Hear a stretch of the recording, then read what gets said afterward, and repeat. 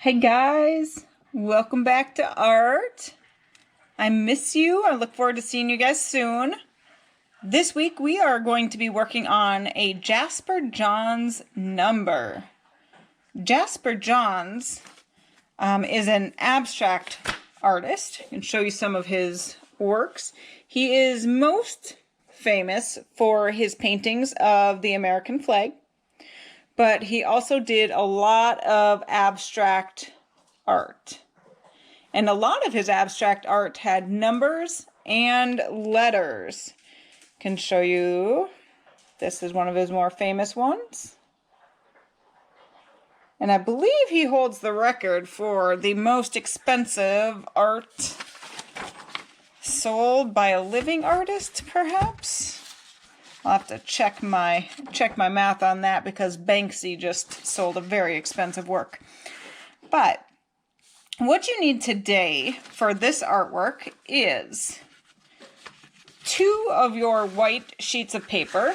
Now these aren't computer papers, these are the thicker construction papers, and you're going to need 2. You need a pair of scissors, a pencil. I believe you will need your one of the black crayons or oil pastels, and a piece of the chalk pastel. I think we sent a couple colors, so you can pick which color you would like. You will need the black paint in your watercolor tray. You'll notice that the black paint that we sent to you guys did dry out. Unfortunately, sometimes you learn from your mistakes, so we won't be sending that one out again. We'll try a different paint next time. And the other thing you're going to need are a brush and some water. And then some found objects, because we are going to be using these found objects for printmaking. You're going to want to be sure that they can either be thrown away or washed off. So I just found mine in the kitchen in the junk drawer. So I found a plastic fork. That one's going to be pretty good. I found an interesting, I think this was on a phone charger. It's got an interesting shape. I found a dice. This I think went in a blender bottle. It's like a little metal circle. Cap. And this is a clipper, a piece of a hair clipper.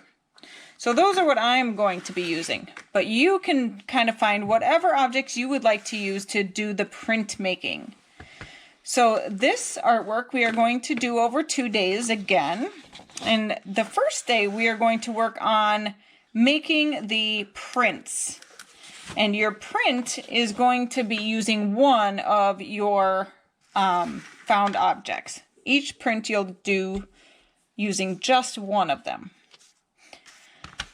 So, in order for us to be able to have enough black paint that's not dried out, we are going to take some water, paint over the top of that black watercolor paint, and just let that sit and soak for a little bit.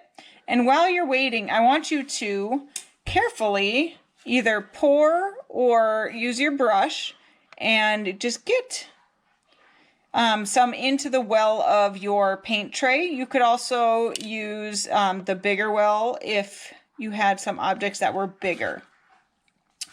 So I'm going to set this straight down so you can see what we're doing next. So I'm going to take my paintbrush now and gently, I'm not digging in my black paint, but I'm gently just brushing over the top of it. And then I'm going to dab off that color into the water that I've got. I'm going to do that 3 or 4 times because I do want this to be pretty dark. So I'm taking my brush, I'm painting over the top of my black watercolor paint, and then I'm dabbing it in and mixing it around. And I can see just how if it looks transparent or translucent, you can see through that black paint. You're also going to see through it. It's going to look gray on your white paper. So make sure that you are getting a bunch of paint. So paint, paint, paint, paint, paint, and then I'm scooping up that nice dark paint and mixing it in. All right, I think it's pretty good here, and I can test it out and see how it goes. Whoops. Say, Miss Kate, that's not how you do that. Let me grab a paper towel. Okay. Soak that up. There we go. I soak some of this up because it is threatening to spill. Okay. So here is my first piece of paper. And I am going to try using my fork. So if I dip my fork in there and then just pull it straight up, and I'm making a pattern by just dipping and then pressing my fork down, dipping, pressing my fork down, dipping. And I need to do this all over my paper.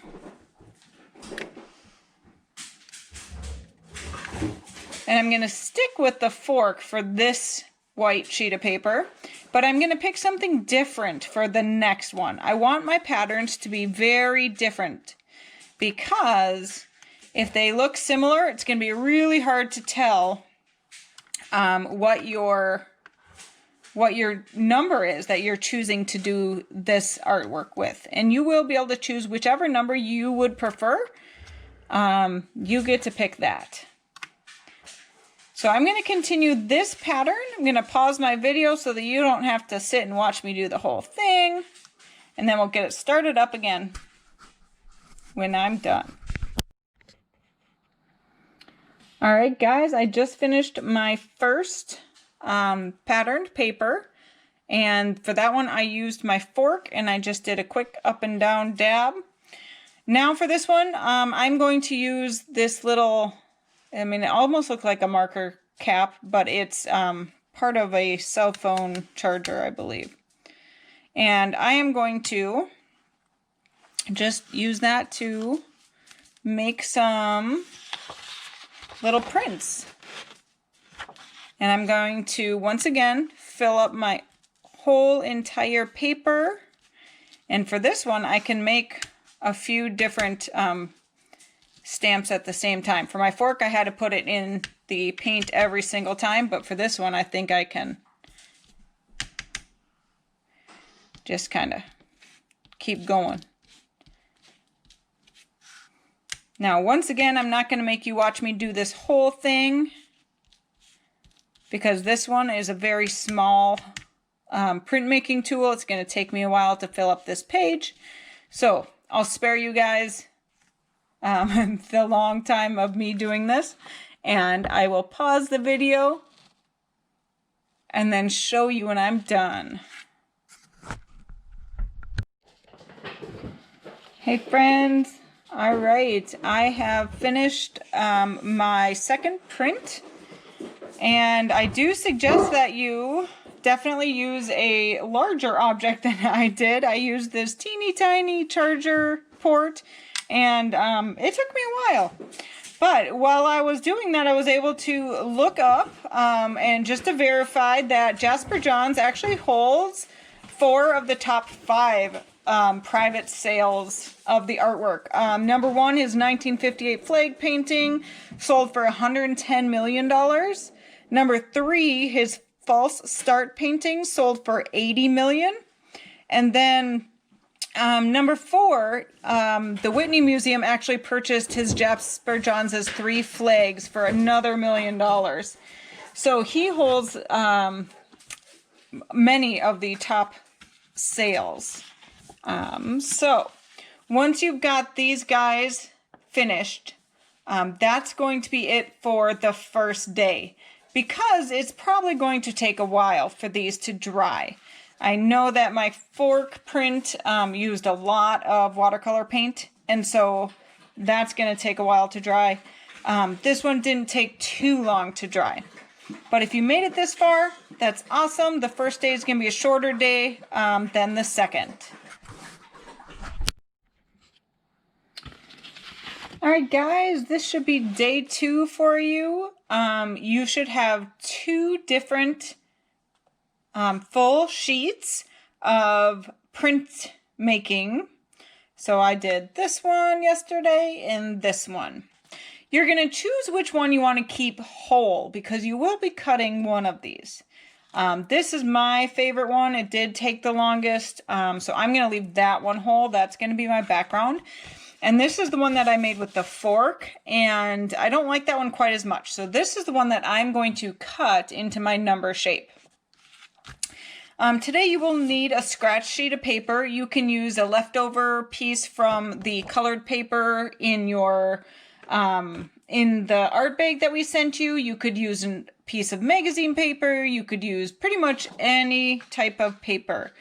And what we are going to do on that scratch sheet of paper is we are going to draw a number. And this is going to be the number that takes up the majority of your background. And you can do your favorite number if you have one of those. And my favorite number is 7, so I'm going to be drawing a 7. And if the piece of paper you have is about the same size as your background, you are going to want to make it a little bit smaller. So you want to be able to see your background, so I would say you're going to want to fit it right in that box there, so that you can still see some of your really cool background. I'm going to use my black oil pastel for this so that you can see what I'm drawing. But if I just draw a very large version of the number that I'm looking for, I can then go ahead and add to it to make it thicker. So this is the center line, and I'm going to add to it to make it a thick number 7.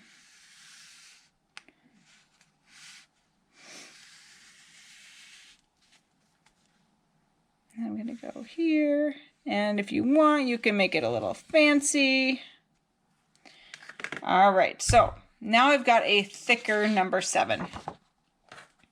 I'm going to go ahead and cut that out now.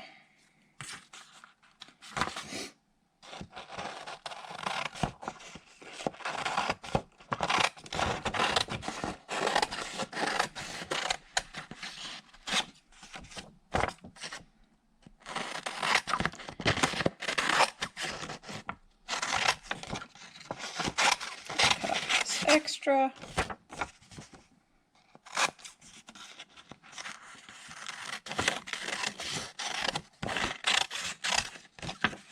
I'm not sure I like that fancy bit, so I'm going to cut that piece off. Okay, so now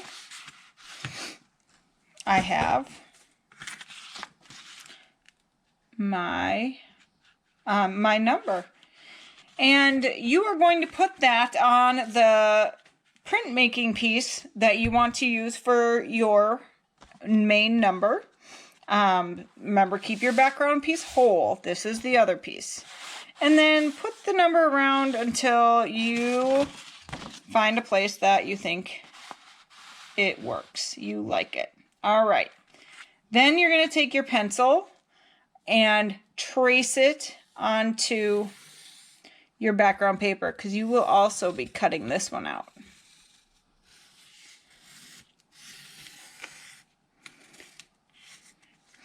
All right, so I've got that traced. It's really hard to see it, but there you go. You can see that it is traced. And I'm going to cut that one out. Now you're going to want to save this paper because you guys spent a lot of time on this paper, and it would look really cool for some of the collage projects that we have coming up. So don't throw away that scrap. Go ahead and put it right back into your art bag and save that for one of the upcoming collage projects.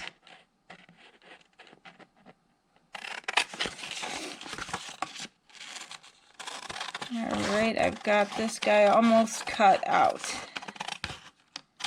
There we go. Alright, so I'm going to take these and put it right back into my art bag because those are precious. We want to save them.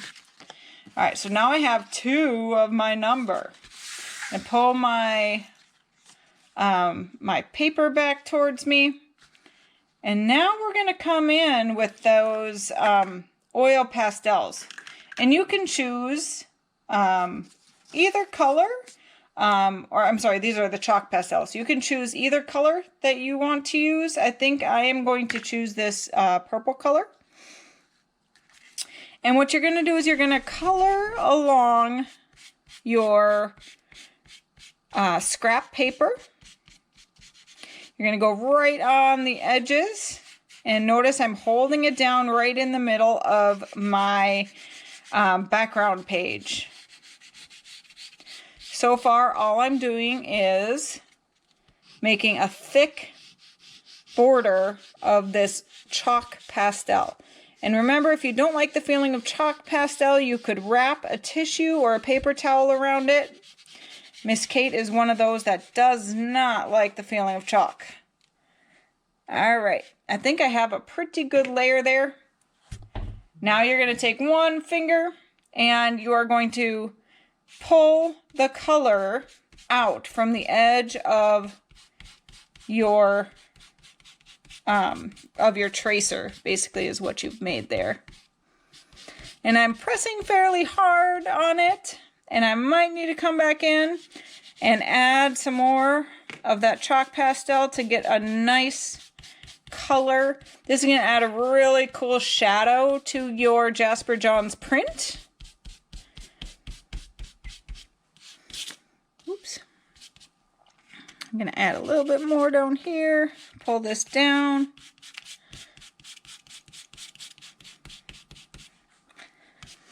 All right, go up here. I think I might need to, and I am holding it down with my left hand. I'm right-handed, so I'm holding it down pretty hard with my left hand, trying to make sure it doesn't move as I'm pulling this powdered color over the edges. And I'm pressing pretty hard with both hands. Now I need to switch, which will be interesting because I am not left-handed. All right, so Miss Kate says we need some more. You're going to have to put a real thick layer on there. Real thick layer. There we go.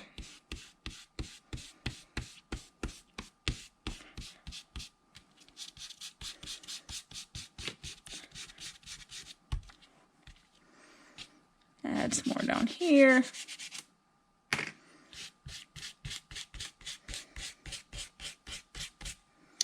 Okay, and I'm just doing a once over to see if I need to add any, and I think I actually do need to add a little bit more right on that edge there, right here, because it just didn't have any color. There we go. All right, now you can take this scrap up, and this now is garbage, and take the second to wash your hands. Okay, I went and I washed my hands. I got all that stuff off. And we are going to need our glue stick. And we are going to glue these right on.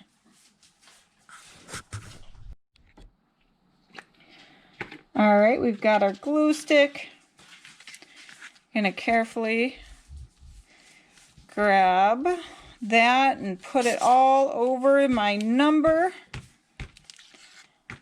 and then I'm going to line it up right in the shadow of my chalk pastels.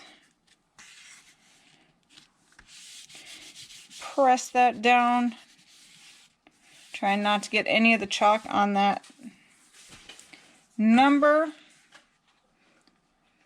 And check that out. We have a Jasper Johns inspired number.